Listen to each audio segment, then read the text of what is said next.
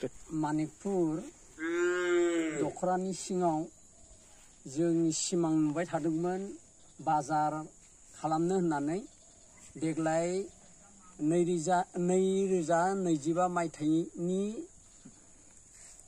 नभेम्बरनि last उइक नङाबा डिसेम्बरनि first उइकआव जोङो बाजारखौ माने बानायथारनायनि खोथाखौ साननानै दङ। आनिफ्राय दा बे बाजारखौ जों स्टार्ट खालामनायनि आवगाय जोंनि मावनांगौ माखासे हाबाफारि दङ। जेरै जोङो दा नैबे फोथारखौ नायदोंसो, नायनानै जोङो फोथाराव दा हाग्रा बंग्रा नुदों। बे हाग्रा बंग्राखौ दानस्रांनानै बेयाव जोङो line by line market set बानायनो गोनां खोथा दङ।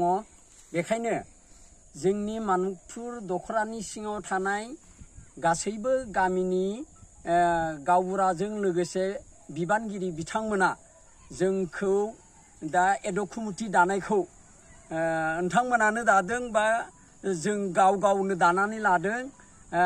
लानानैल' जाया, जोङो खामानिखौ साक्सेस खालामनांगौबा, जाफुंसार होनांगौब्ला खामानिखौ बाजारखौ बानायनायनि थाखाय जिखिनि मावनांगौ बेयाव दखरानि गामिनि मानसिफोरा लोंहोर लोंहोर फैनानै हेफाजाब होनांगोन। जों खावलायहरगोन माबे समाव मा खामानि मावनायाव जोंनो बेसे रायजोनिफ्राय मावग्रा सुबुंफोर गोनांथि जागोन बेखौ जोङो दैथायहरगोन। अब्ला नोंथांमोना जोंखौ हेफाजाब होगोन होननानै जों मिजिंथिबाय। ओमफ्राय जोंथ' सर्ट टाइम लाबाय, मास मोनसेनि बिथोराव मार्केट सेट बानायनायनि खोथा फैदों। मार्केट सेट बानायनो थांब्लाथ' थाखानि गोनांथि दङ। थाखानि गोनांथियाथ' जों दा एड' कमिटिनि सिङाव बायदि बायदि साननाय दङ। दा साननायफोरखौ जोङो दिनै बुंफुंलिया। जायखिजाया नोंथांमोना जोंनि मावनाय आखुआवनो हमलांनो हागोन एबा नोंथांमोना गाव गावनो मोनदांलांगोन जेब्ला नोंथांमोना गावबो मावफैगोन। बेखौनो आं एसेखिनिखौ बुंबाय। जोंनि बे आं बुंनाय बादि जायो, जोंनि दा नैबे मानिकपुराव जिथुनिखि बाजार खालामनो लानाय हा, बे हाया जथेस्थ' गुवार। होननो थाङोबा जोंनि लांहिन तिनिआलिनि मार्केटनि बाउन्डारि जेसेबां गुवार बेनिख्रुइबो गुवारसिन। बेखायनो जोङो जिहेतु कार्बि आंलं लांहिन मानिकपुर एरिया मैखोम बर'नि एरिया आरो बिराद गुवार एरिया, गोबां गामिबो, जोंनि दखराया गोबां गामिबो दङ। बेखायनो गोबां गामिनि मानसिफोरा बेयाव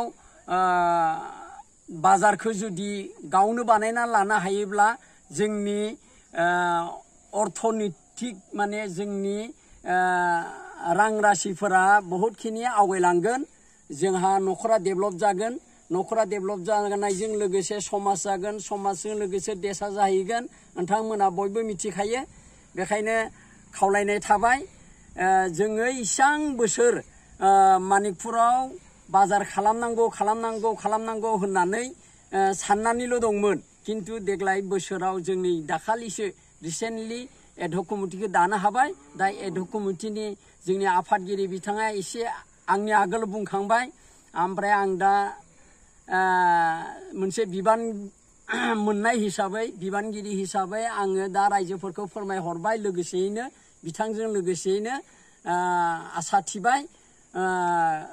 मालायखौ मा बुंनो, आं दखरानि सिङाव थानाय अराय जोंनि मानिकपुर ओनसोलारि गामिनि मानसिफोरखौल' गुरैयै खावलायहरगोन, नोंथांमोना बे बाजारखौ जाफुंहोनायाव जेन खामानियै दामानियै थाखायै फैसायै मदद होदो। ओमफ्राय जों गाव गावखौनो एसे न'खर फोसाबनाय बा थाखा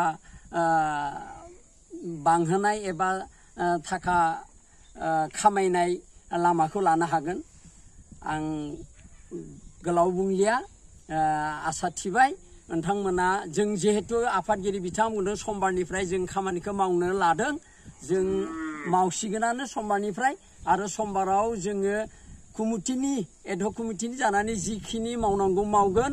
ओमफ्राय बिनि उनफारियाव हयथ' जों गामिनिफ्राय मावग्रा हान्जाफोरबो लेंहरनाय जागोन मणिपुर दख'रानि अराय गावबुराजों लोगोसे गासिबो गामिनि बिबानगिरिफोरखौ मदद होफैगोन होननानै मिजिंथिबाय आं आफा बोराइ बाथौनि खाथियाव आर'ज गाबहरो जोंनि बे बाजारा जेन इयुनाव मोजाङै मोजां थांनानै थायो आं सान्दों दहाय फुङाव एसे अखाबो थाइफ्रिदों अखा थाइफ्रिनाया माने आंनि माबायाव नोजोराव बेसो माने सान्थि सारनाय माब्लाबाबो सानाखैमोन दिनै बेसेबा दुर्गा फुजानिफ्रायनो दासिमबो अखा थोबसेबो गैयामोन खिन्थु दिनै जोङो नैबे मार्केट एरियाखौ नायनो होननानै ज' ओंखारबोनाय सिगां अखाया थाइफ्रिना होदों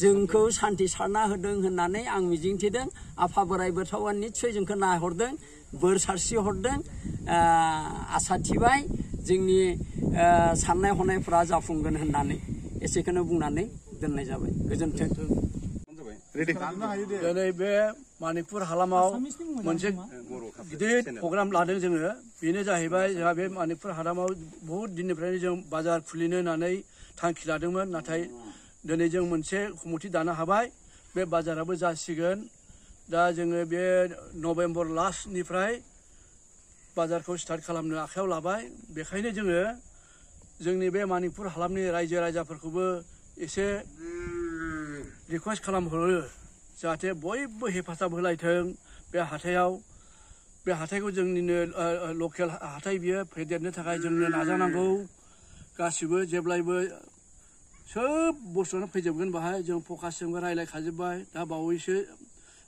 मा होनो जों समबारनिफ्रायनो खामानियाबो मावनो आखायाव लाबाय थाबनो जासिगोन बेनिखायनो जोंनि बे मणिपुर हालामनि रायजो राजाफोरनिफ्रायबो जोङो सहाय लुबैयो मदद लुबैयो फारसेनिफ्रायनो बयबो मदद होगोन होननानै जों आसा खालामो दा बेखौनो आं बुंथ'बाय आरो दा जोंहा नै सासे दंबावो बिथाङा आरो बुंबावगोन बोरै खालामनांगौ बे प्रग्रामखौबो बिथांमोनहाबो आरो बुंबावसिगोन